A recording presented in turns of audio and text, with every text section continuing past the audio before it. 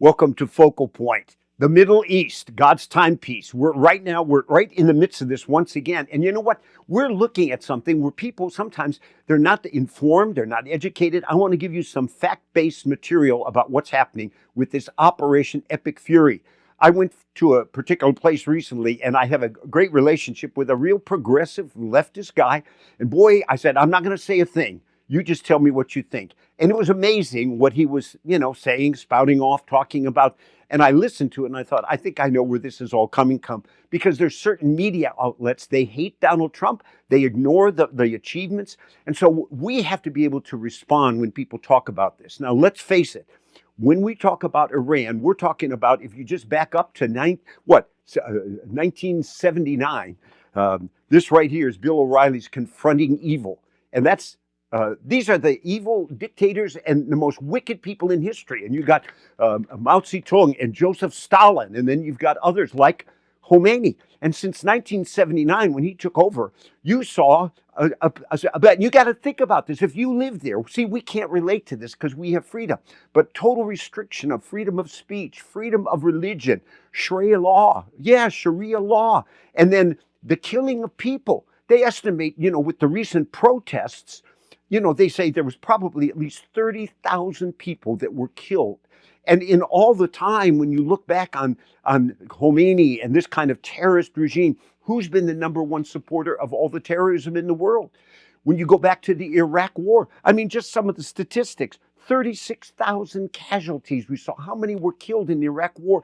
And then Afghanistan. Who supplied the IEDs, and these devices that destroyed the lives of people? I have a piece from one that a man that worked in special forces, he gave to me.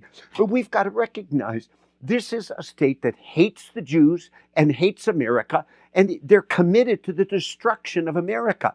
And you say, well, sometimes people say, well, we don't want to get involved. We got to be more isolationists.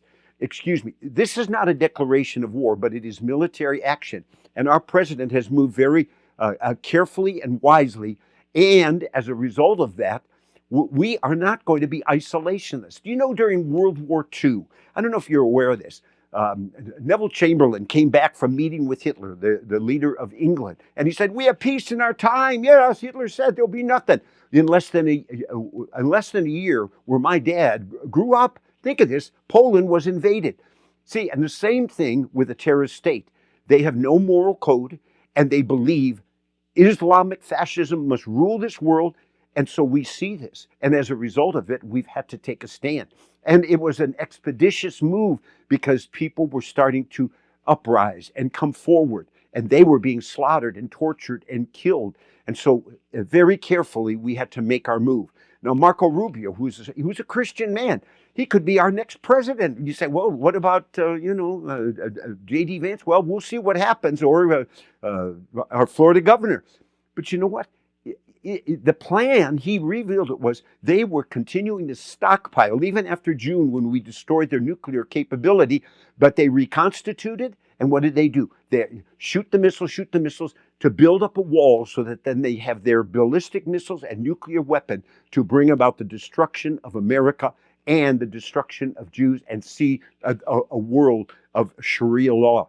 Now, in this day and in this age, I think it's very important that we recognize, and I jotted down just a few things, the cost of ignorance. If we're ignorant about this and we don't pray for our nation and we don't recognize this as a righteous mission, we could be in deep trouble later on.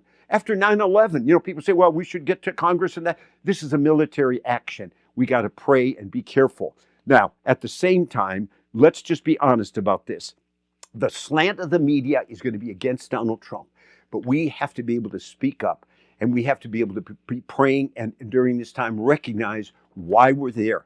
They want us destroyed, and they'll do whatever they can. And so what happened was God, I believe, gave wisdom, and just like with Venezuela, wham, at the right moment, we were able to bring about the attack, working in partnership with Israel. We saw their 40 top leaders. How stupid was this? They all gathered together. That place had to be blown up. And then the next level. And then we see the next ones that come along. They're not changing, but we have to bring them to a place of impotence. And that's what we're doing. And so there's no boots on the ground. That's not people, oh, boots on the ground are coming. No, we're using our technology. We're using the sophisticated weaponry and intelligence and working with Israel.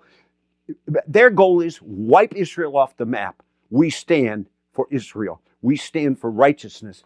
And there is a righteous war. And there are principles that we follow in times like this with military action.